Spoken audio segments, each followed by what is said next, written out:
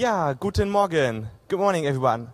Yeah, the next talk is going to be by Bicycle Mark. He's known as a video blogger, and he's going to talk about a very exciting or interesting topic. It's the new war about the Arctic, and it's going to be about power, it's going to be about influence, it's going to be about states, and it's going to be about the little Norway and against the big Russia that both want part of the new land because of the natural resources, oil. So it's going to be a good talk and an exciting talk. Please welcome all Bicycle Mark. Thank you.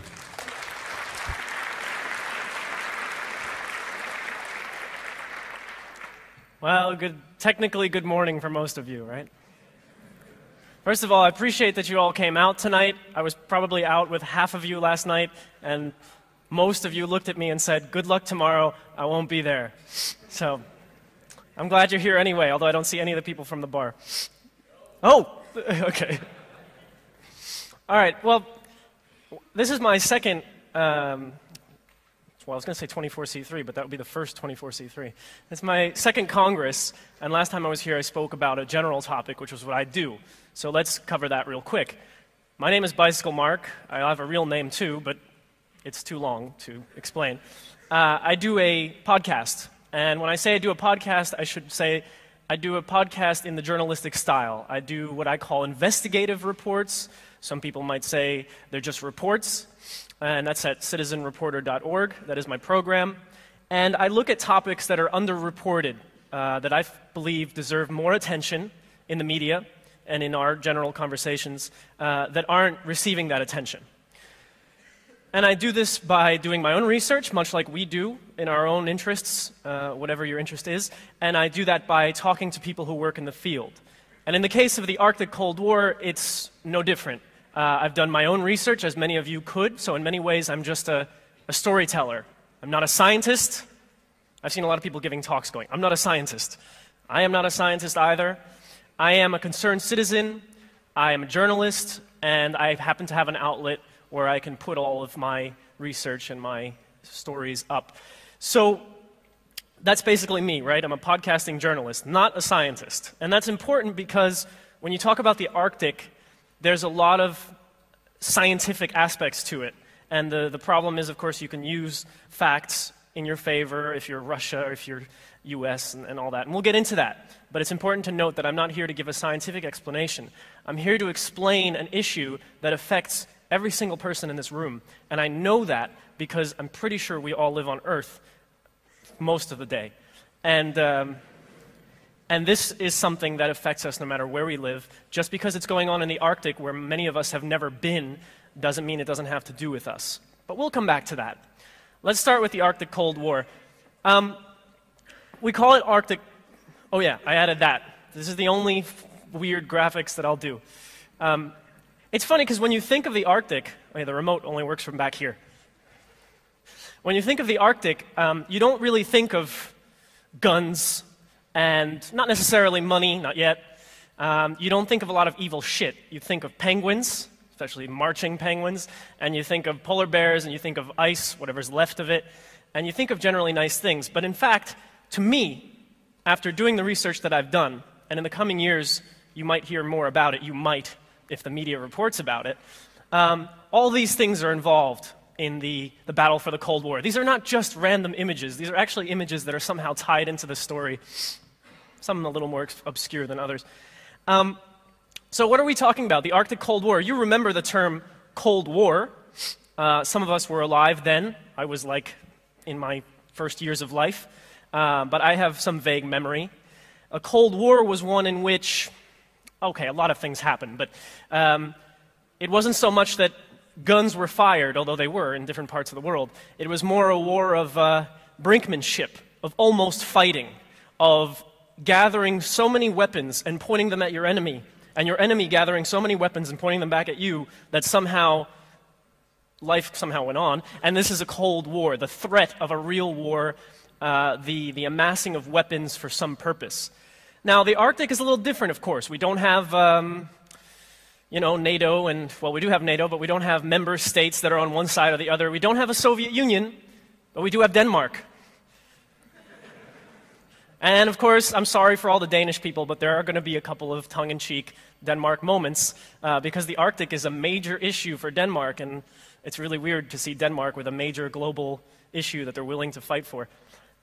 So let's begin. Who runs the Arctic? Not Santa Claus, obviously, although I did run into some documents that claimed, and I might mention them later. But who runs the Arctic? I mean, I wrote no one in the beginning there because technically when the Arctic, all this stuff that's going on, the conflict that I'm going to describe, has only really been going on in the last 10 years. The only real discussion of who will run the Arctic really started around the 70s. And to cut right to the chase, it was when they realized that the whole thing was melting and that maybe there was something under there that they could use. That's when the real discussion started about who runs it. Originally, nobody runs it. And it was administered by the United Nations. There's this thing called the International Arctic Science Committee, which as far as I know is a bunch of scientists that have good intentions, or at least curious intentions about the Arctic. Because, as you may know, the Arctic is important for all matters when it comes to temperature of the Earth, not just in the Arctic, ecosystem, oceans, everything is connected. Whatever happens in the Arctic affects us down here for sure. So the Arctic was run by this thing called the UN Convention on the Law of the Sea, which is really boring, but really important. The Law of the Sea says, I'm going backwards, but anyway, the Law of the Sea says basically, among other things, when it comes to the Arctic, at the top of the Arctic I have a map. Well, we'll get to that. Of course, you have Canada up top, and then around the other side you have Russia, you have Greenland, which belongs to Denmark, and you also have Alaska. Yeah, I'm not going to talk about Sweden or Iceland, we'll talk about Norway, but no Sweden or Iceland, I'm sorry. No Finland either, I'm sorry, because they're not involved in the Arctic Cold War as much. So the UN Convention on the Law of the Sea says anything within 200 nautical miles, I forget how many kilometers that is, I don't even know how many, 200, okay. I don't even know how many, 200 miles is really anymore. I'm in between countries. But it says that amount of space outside of in your waters belongs to you. And not only does that water belong to you, what's under it belongs to you. So you can extract oil, as Norway does, 200 nautical miles outside of Norway. That's, according to the Law of the Sea, that's yours. The Arctic is supposed to be managed in a way related to the Law of the Sea, which means 200 miles away from Russia, that's Russian. Of course, the Arctic extends much more beyond that. And what's going on right now is that there's another part of the Law of the Sea that says you can do something else. First of all, I mentioned the exclusive economic zone. Whatever's under the water is yours, the water is yours, the air is yours, it's your airspace. But there's a little but in there. If you can prove that the undersea shelf, there's an undersea shelf, there's land, basically, that connects to your 200 miles that you already have, that's yours too. But you have to put in a claim. And you have to put in a claim, stay with me, at least 10 years after you've ratified the Law of the Sea. So in the case of the United States, they never ratified it, which goes with a lot of things that the United States never ratifies, like mines against children, or mining and using landmines. Well, you name it, the U.S. hasn't ratified it. But so one more to that list, the Law of the Sea, the U.S. hasn't ratified it. So they don't have a claim quite yet, but they do claim that that part next to Alaska is theirs. Canada has the claim saying that, hey, the Arctic was always ours, the whole Arctic. We've sort of managed because they're connected. Russia has a claim too. They've all ratified the treaty within the last 9 years. So I'm talking about the 90s. So we're coming up to that time. That's why I'm talking to you today, because we're coming up to that time where they've ratified the treaty and they've made the claims. And what they're claiming, everybody, is that they own the Arctic, or they own most of the Arctic. And who's going to decide if they do or not is the United Nations. So just to make sure we have all the players in this little piece of theater, we've got the United States, the most famous actor, and I have to say an actor that in this film is not the biggest asshole. No, it's true. It's not. And I hope you're clapping because you're proud, because it's true. The United States is not always the biggest asshole. It's just assumed. I am not loyal to my land of birth. If it was the asshole, I would say so, but no. Russia is up there. It might win the Oscar for assholishness. Russia is one of the major players, and we'll get to all these individual claims. Canada is a major player in this, obviously for reasons that are quite visible, right? Denmark, who owns Greenland, I'm sorry if that's not politically correct, but they do. And I am sorry, because maybe they shouldn't. But anyone from do we have anyone from Greenland at the Hacker Congress? Have we ever? We should. There is Norway. It's a small part, but an important part. Did I mention everybody? Well, there they are. The actors in this piece of theater. I'm sorry that I move so much for cameras. So what's the big deal about the Arctic? The gentleman who introduced me said oil. A lot of people have heard that there's oil in the Arctic. It's an easy sort of guess, like, it must be oil. If nations are fighting, there must be oil. As I guess we learned from that steam-powered puppet show the other day. Yes, there's oil. I put potentially in big letters because in the end, we're not 100% positive. The problem with the Arctic is, first of all, you have to go under ice. Second of all, you have to go very deep. Again, I'm not a scientist. But it's assumed that 10%, what is it, 10%? 10% of global oil, so the total oil of the world, 10% of it is probably under the Arctic, and they have some proof to that effect. But there's more. Oh yes, there's more. 29% of global natural gas is thought to be under the Arctic. And well, then there's the passageway, right? Because if you look, there's even some arrows there that look good. This would be a cool place. Cool meaning, well, good. Yeah, it's not going to be cold anymore, don't worry. But it would be a cool place if you wanted to go on vacation to California or Japan, and you thought, man, I hate that Atlantic Ocean. So much traffic this time of year. And, you know, I'm doing it very tongue-in-cheek, but actually there are a lot of people, especially in the shipping world, who would very much like this. And we'll get to the passage in just a moment. Let's do the root thing. We'll put oil and gas to the side for once, for a little while. We'll get right to it. The passage thing is interesting.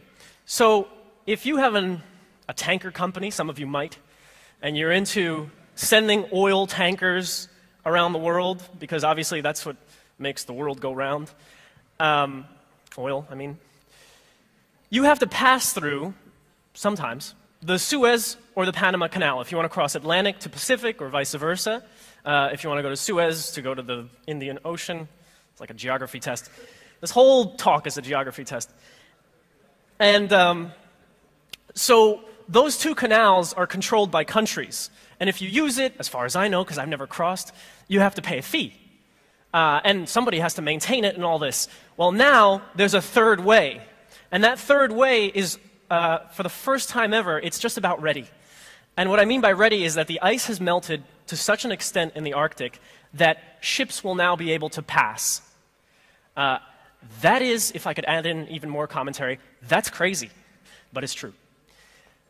So ships can now pass without going through the Panama Canal, without going through Suez, to get to the other side of the world. Now, they're not doing it yet, but one of the first ships passed, I believe, this year or last year, 2006, 2007. For me, both those years are a blur, so it must have been at some point. The first ship passed through, so this is just the beginning. But the idea is that by 2015, that's like, 2008 is like tomorrow, so, or 2 days from now. So by 2015, most of the polar ice will be gone. We're pretty close to that level at this point anyway. I'll show you a nice graph with nice colors and stuff. So 40% reduction in travel time between the Atlantic and the Pacific. You just go right over Canada. It's wide. It's so wide, in fact, I think you could probably send bigger oil rigs, which is going to be another thing, an oil tanker. You know, in the Suez and the Panama Canal, you have a limit of how big it can be. I'm wondering, and no one mentions this, when you can go through the Arctic, will you build even bigger oil tankers? And what does that mean if there's ever an accident? So I put another example since we're in Germany. Hamburg to Yokohama, normally 18,400 kilometers through the Northwest Passage, or the passage through the Arctic, 11,100 kilometers. This is like an advertisement for going through there. And, for a limited time, no.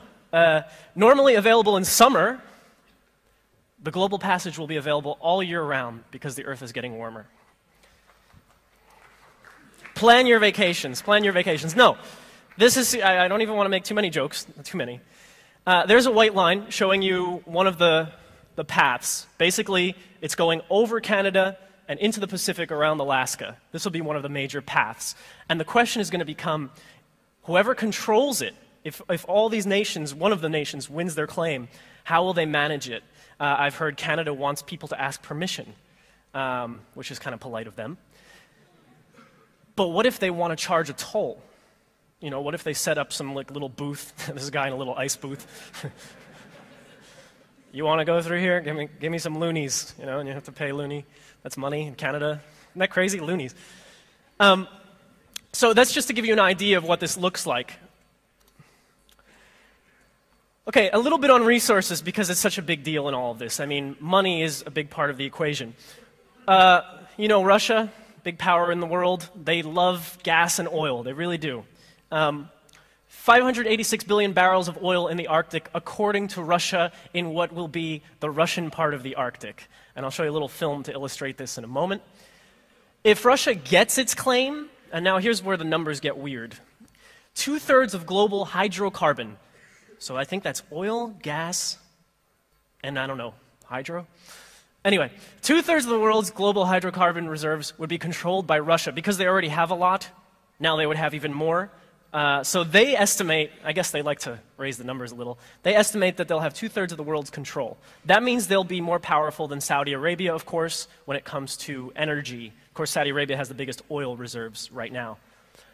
Also worth mentioning, 69% of the oil and gas in the Arctic would belong to Russia if they get their claim. And I'll talk to you about the claim in just a moment. But it's important to understand that this is so important to Russia, or to the other actors involved, that in some cases, you have to ask yourself, how far are they willing to go to control it? And I have some examples of how far they are willing to go.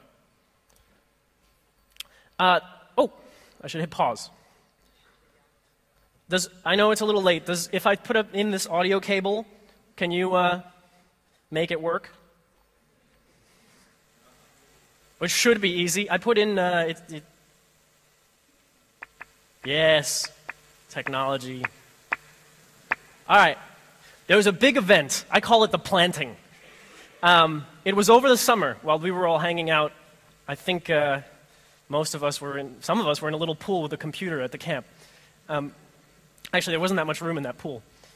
But while we were doing that, the Russians, because of what I just mentioned, how important this claim is, and they want to prove, because you have to prove to the United Nations that you really have a connection to this land, and they claim that most of the Arctic is an extension underwater of Russia. And they're not the only crazy people. Sorry, they're not the only ones. Denmark claims the same thing. Oh, and so is Canada. Not the United States. They don't claim that. So over the summer, they sent submarines, because you know Russia has a lot of submarines doing nothing. So do most countries. So does Germany, actually. Anyway, so they sent submarines to go underwater and plant a flag. I have film of it. Now, this is from a Canadian documentary or news report done on the story. I just wanted you to see the image of the flag going in the ground. It's just like the moonwalk. Go. It's important. A recent Russian scientific expedition to the Arctic even sent a submarine to plant the Russian flag in the seabed, an exercise greeted with scorn by the other claimants. There's the astronauts, I mean scientists. So that's just some bald guy. He's important. He's the ambassador to Canada. Hang on. But, you know, robotic arm, flag in the ground. And it's like, wow, that does kind of resemble the moon landing. Now, I did a program on this. I'm working on a few others. And my correspondent, I have a correspondent, he's my friend, in Moscow said, I don't know if anybody was there, you can tell me later, that in Russia, at least with the media, it was like the moon landing. The people who did it were like celebrities when they came home. It was a big deal. You planted a flag under the Arctic. So I wonder if it really was. Please, somebody later on, let me know, maybe in the question time. So they planted a flag, and this is like the shot heard round the world for the Arctic Cold War, because now everybody's like, fuck, they're clever.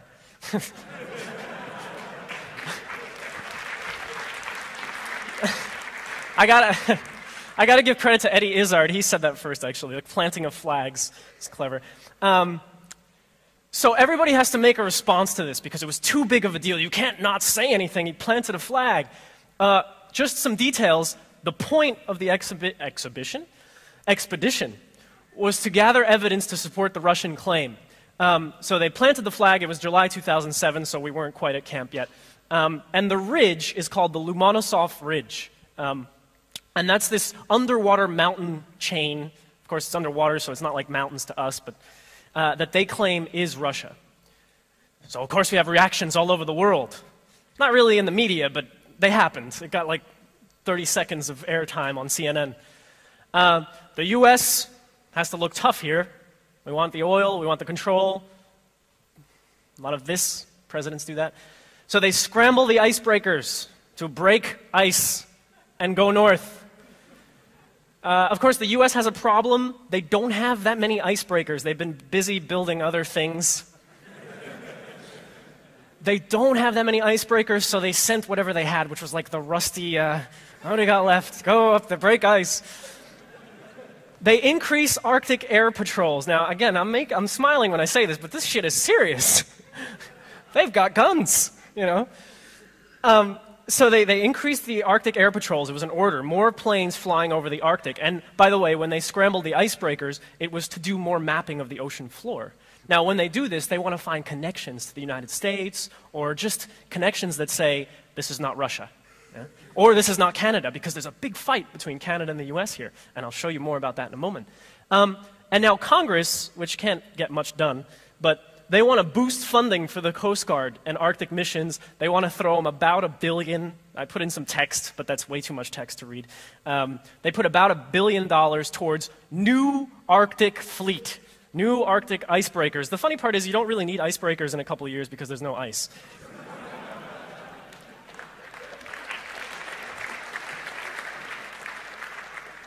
But since when do you build things that you actually, you know, never mind. This is the American response. The Northwest Passage, if and when it's navigable, is a strait to be used for international navigation, pure and simple. Now, you know that Canada argues it's not an international strait. Well, we understand that, and we do not agree with Canadian claims that it's internal waters. But this really is not a dispute between the United States and Canada. This is a dispute between Canada and the world. Canada and the world. Canada and the world. I like when he says that. So again, America is saying, hey, Canada is out of control. And I'll show you why Canada is out of control. In response, now Canada has a conservative prime minister. If you voted for him, congratulations. He's in power. And he's a little different than most prime ministers because he says weirder shit, I find he says weirder shit. And one of his first things was, and I have bits of the speech, hold on, was Canada will defend the Arctic. I mean, that sounds a little weird to me, but they're serious. He's so serious, he launched Operation Nanook, which was also known as Operation Icy Beaver. I seriously saw references to it as Icy Beaver. I don't know. They sent 2 surface ships, a submarine, and 700 military personnel conducting maneuvers. Now, we can laugh about maneuvers, but the maneuvers involve things with guns and rocket-propelled things, and I'll show you. Hold on. I say that this whole speech is me going, I'll show you. Big speeches by Prime Minister Stephen Harper, talking about defending the North. The Arctic has always been Canada's backyard. Sorry. Said sorry a lot. So they have their claim, and he promises 2 new military bases. Did I mention that? Oh, and an Arctic national sensor system for detecting foreign submarines and foreign ships. I mean, they want to detect foreign submarines and foreign ships in the Arctic, which is technically international. Here's Canada. Do the The speech. Canadian Prime Minister Stephen Harper, who campaigned for election on a platform of protecting the North, is aware of the potential economic threat from the Russians, the Europeans and even the Americans. During a 3-day visit to the region, he announces the construction of several Polar-class patrol ships and a deep-water port in the Arctic. The Arctic archipelago is an integral, indivisible part of the true North strong and free, and that we will not compromise the defense or the sovereignty of Canadian territory.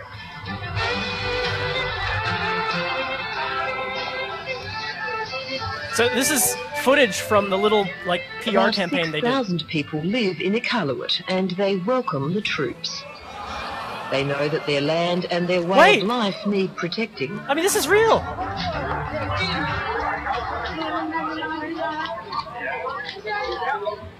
Okay. Now they interview Eskimos about being part of the Canadian The Army. Canadian Now, you know, we joke a lot at this conference, and I find myself joking a little too much. They really did, and they really have done this. I mean, they are really building these bases. They really do hand out these guns.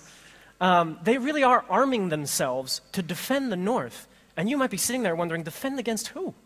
Russia? I mean, they're friends. They know each other. We know Canadians know Russians. But they're actually proposing that militaries get ready. Again, it's a Cold War. I mean, it's funny because it's a Cold War we can laugh about, but they really are arming themselves. So if they're not arming themselves to fight, then why the hell are they arming themselves, is the question that we really have to kind of ask ourselves. How am I? Okay, I'm fine on time. Now, the Danish. I'll try not to poke too much fun. I like Denmark. Danish get very mad. Okay, because as I said, Denmark has Greenland. Greenland used to be covered by ice. It's melting faster than you can say melting ice. It is, very quickly. And so, well, despite that melting, there's a lot of fuel to go around up there, underground. And Denmark has dismissed the claims. The Prime Minister says, Denmark, Lumanosov Ridge is Denmark's. And so, as a response, this is just an article from that moment after the submarine. Copenhagen launches an expedition. Now, Denmark does it a little bit different. I actually like how they do it. They send 40 scientists. Hey, if you're going to talk about science, send 40 scientists. And the mission, and I really found this text, it was a quote, I think. The quote was, go and gather evidence that the ridge underground, the ridge underwater, is actually part of Greenland. So the Russians send a submarine and go find out that ridge is part of Russia. The Danish send a submarine that says, go find out that ridge is part of Denmark. If you're a scientist, you must be going, oh shit, what am I supposed to do today? Okay. And as a bonus, I hate to poke so much fun because it's weird. It's not even funny, it's weird. But there is a small island between Canada and Denmark that has been disputed for many years. It's called Hans Island. It is about 1.3 kilometers big. And every few years, I mean, this is serious. Money is spent on this shit. Every few years, the Prime Minister of either Canada or Denmark goes to the island, puts a flag down, and buries liquor. They really do this. I don't know how it works. I think the Canadian buried, oh, I don't know. What's a good Danish whiskey? If you find the articles, they really do. Besides planting the flag, they bury a bottle of their best liquor. So just to make everybody laugh, I guess, I found the Hans Island Liberation Front.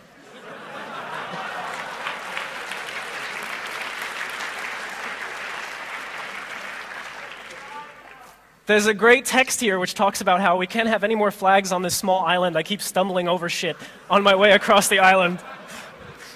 Now, the island is uninhabited, and it's, like I said, small. It's a bunch of rocks. Sorry, it's a piece of land. I'm sorry to Hans Island admirers. You can't be a native. But they really do send ships, and they send personnel. They're really spending our money, if you're a citizen anyway, our money on this shit. I mean, this is what's weird. Anyway, this is sort of a humorous side. Let me go back to some serious shit. Norway. Any Norwegians here? Sure, there gotta be. Yeah, you know, nice people. Oh yeah. Nice people, but you know, they got a lot of oil, and they like oil. It's doing them a lot of good. So Norway is very silent on this whole thing. I've looked and looked for reactions from the Danish Prime Minister. I don't even know his name. He says nothing. And I asked myself, why does he say nothing? And as I researched it, I found that the big oil company in Russia is Gazprom, state-run now, more or less. And, well, it seems that Norway is heavily, not negotiating, they're in cooperation with Gazprom. So whatever Russia wants in the Arctic, Norway is not going to say much about it, because if Russia gets it, then Norway is involved, because Norway has expertise in deep oil drilling. They've been doing it in the North Sea and closer to the Arctic already anyway. So as whatever Russia gets, Norway also will get. So in this whole little battle of sending around scientists and military, Norway keeps pretty quiet. Now, obviously you can hear my opinion in that, but it's more than my opinion, it's a fact. Go look. I wanted to mention Greenland. I kind of already did. 10 million barrels of oil. That's a lot of oil. In the northern shelf of Alaska, this is why the US is interested, there's about 6 billion barrels of oil. And you may remember, especially the Americans, that there's this place in Alaska called the National Arctic Wildlife Reserve. And it's a wildlife reserve, so it's for, preserving nature and animals. Somebody found out that there's oil under there, so now they're rethinking the whole preserving nature thing. And they've been doing this for many years. It hasn't passed yet, but every few years, the Republicrats pass or try to propose a bill that says, get rid of the Arctic wildlife. No. The bill says, let's drill underneath them. We promise we won't hurt the animals. That's not the legal text, but...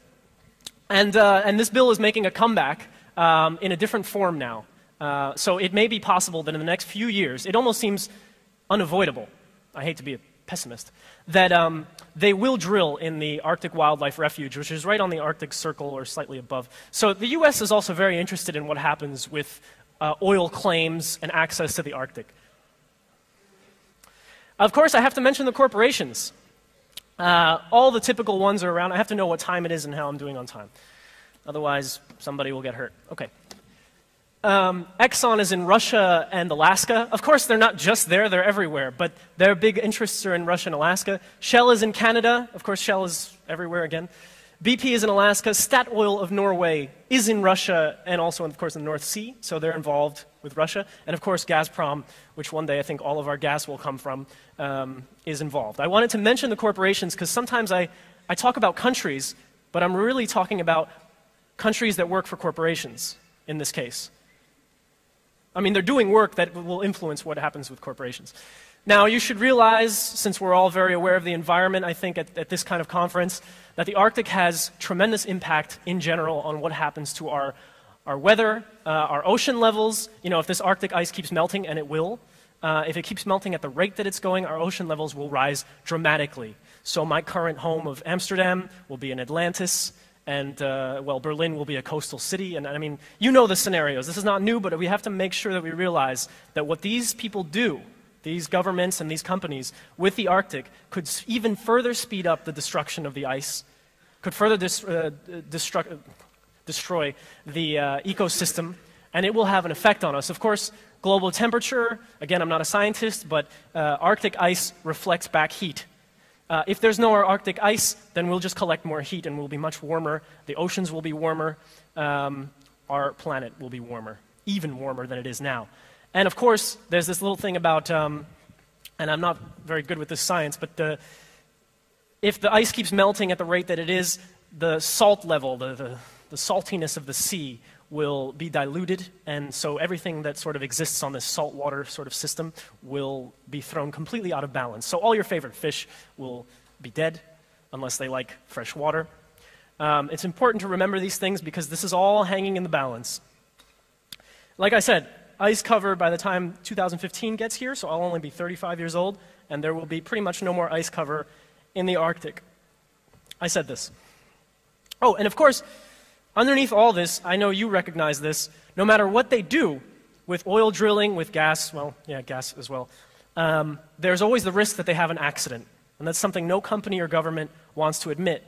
But whenever they do these sort of activities, the more they do, there's always that chance there's an accident. And if there's an accident, a lot of people live in the region, animals, the oceans, everything is affected. And so that's one of the reasons that I bring this topic to you today. So the chess match has begun. And it's funny because people don't always make these connections, but since I have the podium today, I will. what I mean by chess match is it's like a Cold War. You make a move, the other side makes a move. So I noticed this in September. Russia sent bombers. Now, they have a lot of old bombers that need some exercise. It's true, and I think a mechanic will tell you that probably, if you ask one. Russia sent bombers to just fly over the Arctic. They're taking a lot of photos. Obviously, they want to know what their future piece of real estate is going to look like. And when they did this, they they invaded? No, a bad word. They flew into NATO airspace. So Norwegian radar picked it up, made a phone. I think they used phones. I don't know. They called the UK, and they scrambled fighter jets, Tornadoes. That's why I had a picture of a Tornado in the beginning, to go and confront the Russian bombers. I think they fly by each other. They'd probably go.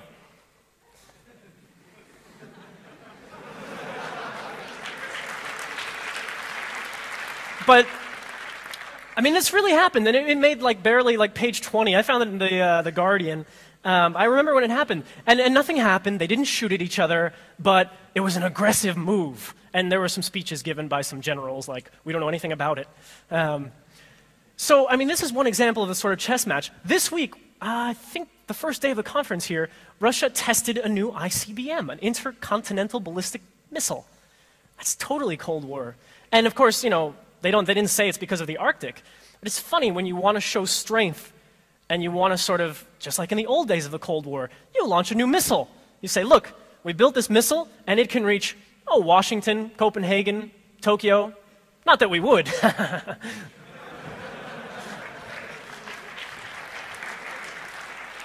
And so actually I encourage you, and I'll be looking for it, what I do with my time, instead of having a social life, I pay attention to these sort of these moves, because they're building new kinds of missiles, new kinds of ships, they're promising all kinds of things, and some of this is to be used for the Arctic, the quest to look tougher, if you're Denmark, the quest to control Hans Island. And so my sort of final questions, although there's a bonus film coming up, is, why should anyone, first of all, editorial now, total editorial, why should anyone control the Arctic? For a long time, it was a cold place. And there was a place where scientists could go and do research, and it was a place that nations agreed belonged to nobody. Unfortunately, at that time, it was just because it was so cold that nobody wanted to try and own it. Now, they see opportunity, they see dollar signs, they see land that needs a flag. My other question is, why are media and citizens not making connections between their lives and what happens in the Arctic? I mean, I asked my Russian correspondent, and he said, nobody in Russia gives a shit. Okay, he's making a generalization. But he said, when it happened, people here, there was some, fanfare for the scientists who came home, like they'd been on the moon. But otherwise, people just said, well, more oil is good for Russia. Nobody makes the connection that what they do in the Arctic, one single mistake, or even no mistakes, building of oil rigs and drilling, has a huge effect on what happens right back in Moscow, which apparently is suffering the coldest winters in years over the last decade. Who supports these activities? I mean, that's the weird part. You may not like them, you may not even notice them, but who the hell votes for these people? I mean, who voted for a Stephen Harper, some of you did, who says Canada must defend the Arctic with guns and missiles? He didn't say it, but he does it. Well, that's a classic question. Who voted for Bush? Who voted for these guys who were in charge? Oh, hold on, there'll be a question thing, and then...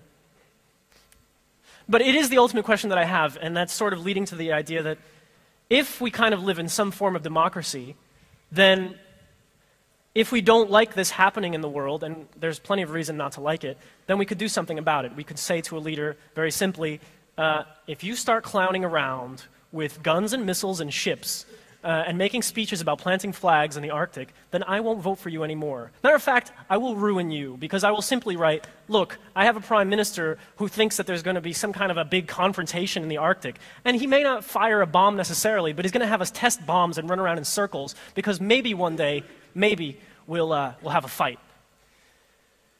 And lastly, a very important question, why should weapons of mass destruction and lives be used as chess pieces in the global energy game? It's so funny. You send soldiers. You spend money that could be spent on plenty of better things that we could all discuss. Instead, you spend that money on controlling the Arctic, or on planting a flag, or on sending the military to do exercises. The question I have is, why should these things be used? If you want to have a political discussion, have a political discussion. Meet at a desk, have an argument. I'm cool with that. But using guns and missiles and military, I'm not cool with that.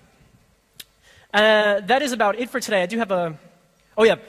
Meanwhile, this is another film going on. In the South, there's a place called the Antarctic. It's the anti-Arctic. And there's a fight going on there, too. And we'll have to come back next year, and I'll give another speech. And that's between the UK, Australia, Chile, Argentina, New Zealand, Norway, and France. I don't know who the biggest asshole is in that one yet. But there's another fight going on with the same kind of stories. Less on the military, as far as I know, but still with the same kind of, we own it, you own it, it's ours, you can't have it, I want this peace. When did the Arctic and the Antarctic stop being international areas? And when did we stop wanting to cooperate together to do research? Here's a bonus video, and then I'm done. Global warming is melting the Arctic, leading to a frantic territorial dispute for access to oil, gas, and mineral reserves. Russia recently made headlines by planting a flag deep under the sea in a bid to stake its claim to the region. And so, Greenpeace decided to launch its own Arctic expedition to reclaim the region for all humankind. And here is totally authentic footage of their undersea adventure. This is the important part. All systems go, beginning descent. When you get to the bottom, look for the flag. We need to get it out of here and reclaim the Arctic before they start drilling. I'm at the bottom. Do you see the flag? Yep, got it. Now the Arctic should be safe for a while. Arctic belongs to Russia. Arctic has always been Russian. We are here to claim the sovereign rights of the Arctic for Denmark. Oh, Greenland! I mean Greenland! Don't forget Canada, eh? We've got this mighty icebreaker battle duck. USA! USA! USA! We're number one! I think we're going to need some help!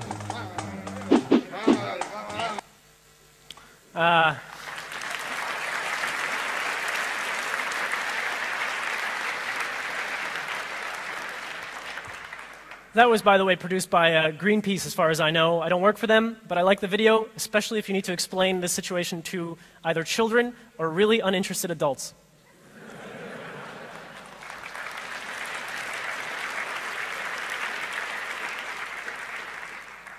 Do I have time for questions?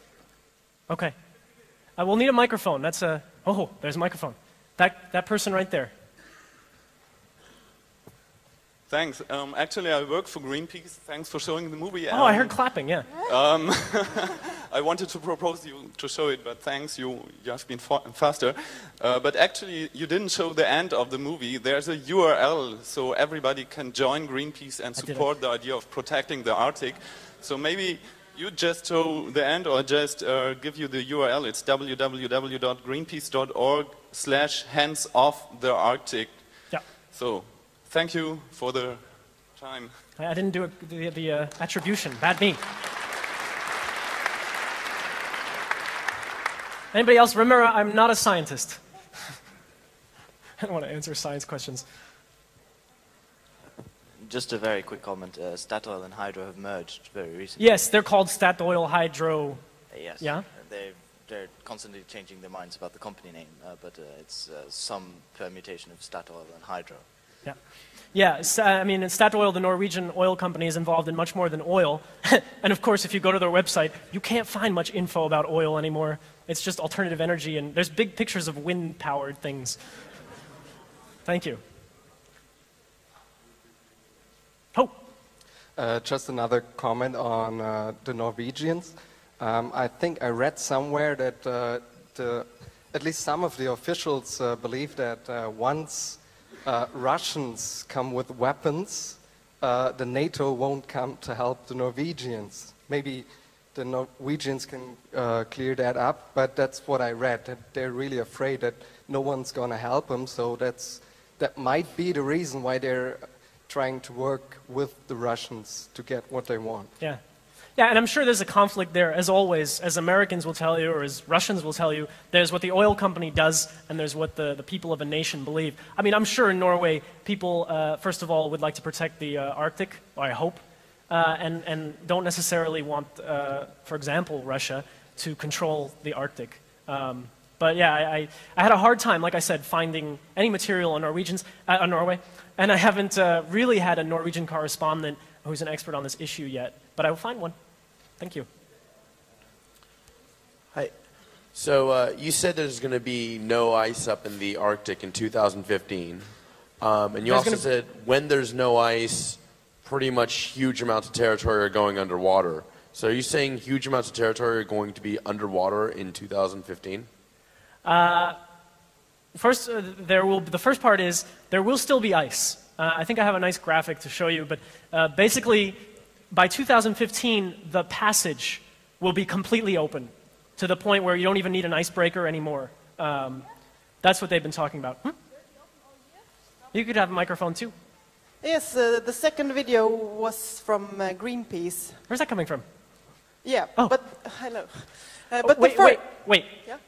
What happened? Will the passage be open all year or just? It will be open all year by 2015. But let me finish the answer, if I could. The ocean levels will rise. So it's not going to be to the point in 2015 that New York is underwater. It'll be damn close, though, because New York has one of the worst or least existent preparation sort of plans for what happens when the water levels rise. But you'll see a dramatic increase, as you're already seeing, but yet cities still continue to exist somehow.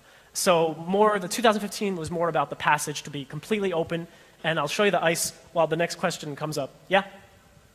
Yeah. All right, I just wonder where the first video was from. Who made it, or where was it I can provide... published, or who published it? The first video came from a Canadian producer. I don't have it on me. If you search YouTube, you'll find it's called The Arctic Cold War. Yeah, but I mean, information is always dependent on who made it and who gave us the information. It was a Canadian public broadcaster, but I don't know. I guess it was the CBC. I don't have it on me. But, I mean, what's interesting about that piece is that you have interviews with, like, the Canadian ambassador to the U.S., and what I was most interested were his comments. And the other thing that I liked about that video a lot, and I could not get, was that the Canadian military has put out videos inviting people to join the Northern Force. So, and I couldn't find the videos on the Canadian military site. No, it seems almost like some kind of, I don't know, somebody invented it because it seems too unreal to be true, too good to be true. Or I have multiple sources that would show that it is true, but you're right. I would like to remember who the source is. But what's funny about that is in that same documentary, you see the actual videos. You know it's from the Canadian military, you can tell. And it's inviting young people not only to join the Marines, but to join the Northern Force in protecting the Arctic. I mean, and I couldn't get the real video of that, so I left it off. But it's pretty disturbing. Okay, thanks. Well, I have just a remark concerning the physics of melting ice, swimming on water.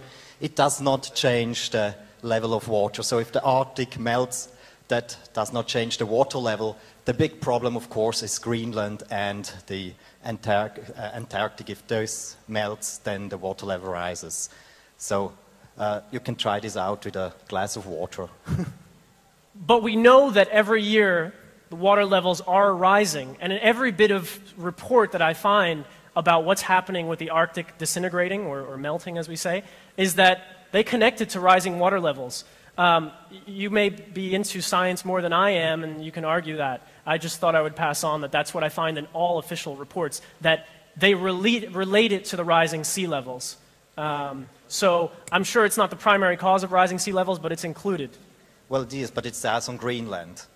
Because melting ice in water already occupies the space. Go back? It's not what in Greenland? Well, the ice that's melting on Greenland, that's melting on land, that makes the water level rise. Oh, okay. I included in Greenland. Okay, yeah. I do think it's interesting that the ice on Greenland is melting, though. And this is a huge problem, yes. Yeah. Yeah, hello, here. I have a question. Is there any native people who lives in this Arctic on this territory? Because we have seen these pictures of these Eskimos. I don't know, maybe they belong to Canada. But are there any native people who could maybe blame it's their land? I think the estimation is somewhere in the thousands, 4,000 or so people who actually live in the Arctic, the unowned Arctic. But what happens with the Arctic Circle, if you include stuff in the Arctic Circle, that includes, to some extent, the region of Siberia and also Nunavut, I don't think Yellowknife, but northern Canada. So sometimes you'll see people included in Arctic reports who actually live in real countries, but then there are a few thousand people who don't live in any official country who are Eskimo or who live in the Arctic region whose life hangs in the sort of balance with all this.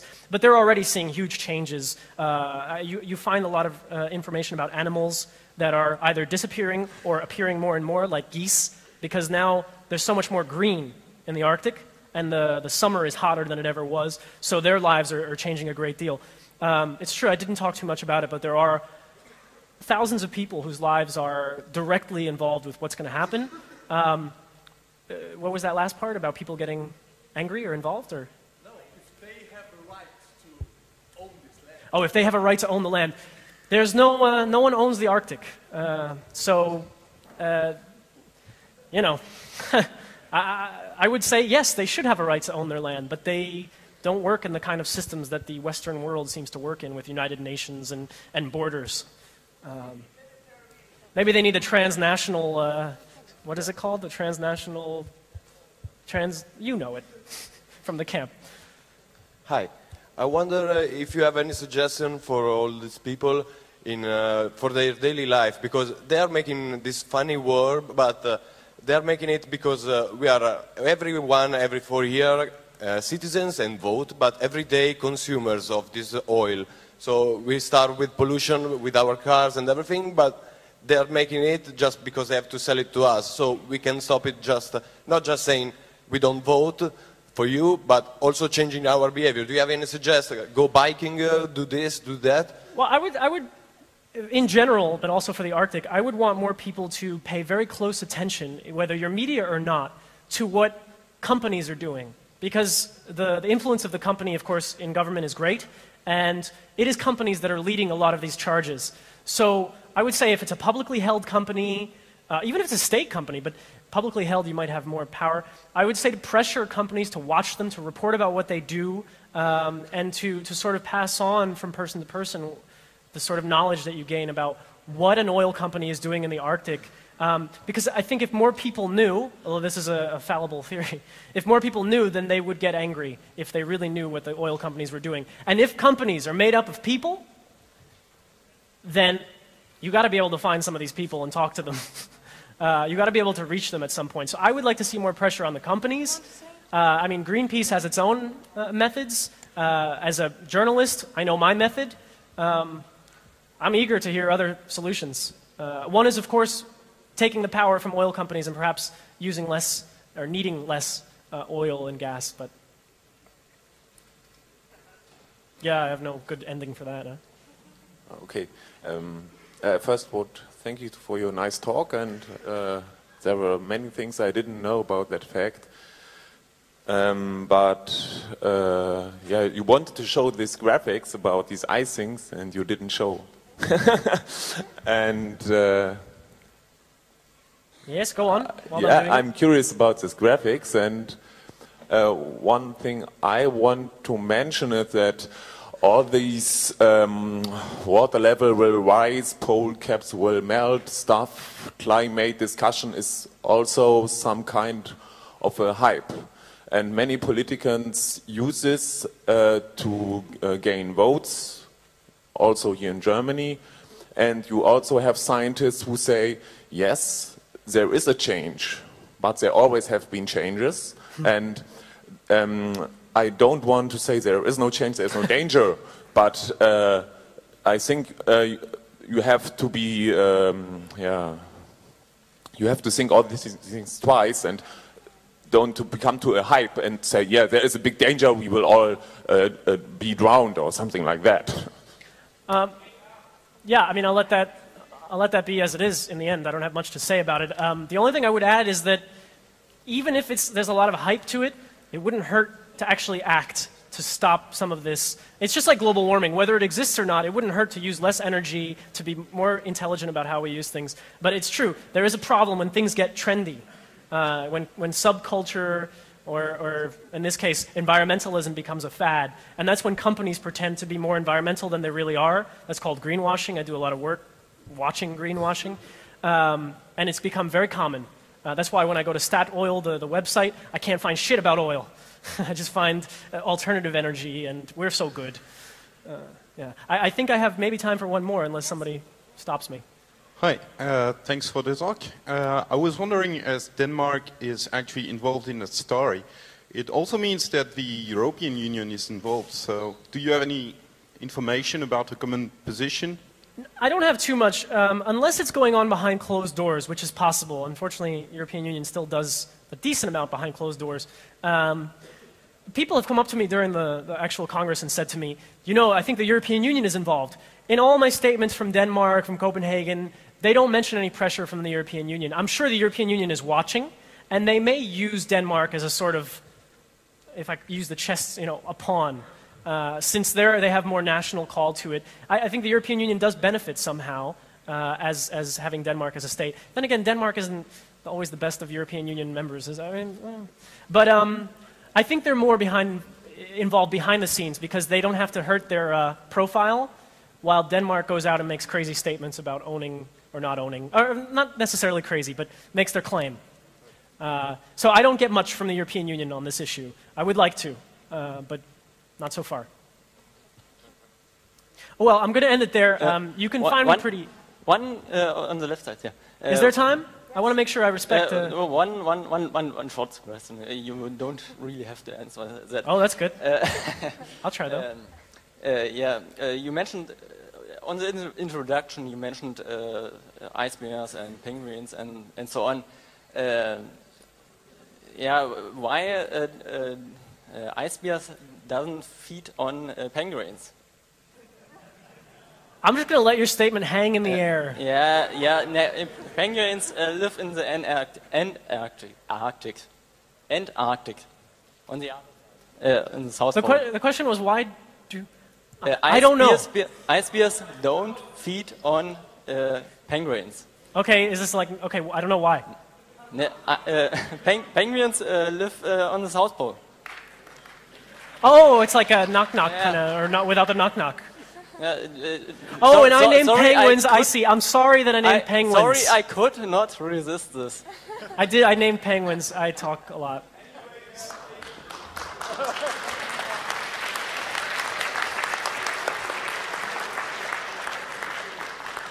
By the way, this was the 2000, 2007, and unmarked year. And you see the ice reducing about on the blue line. Anyway, one of my shitty graphics.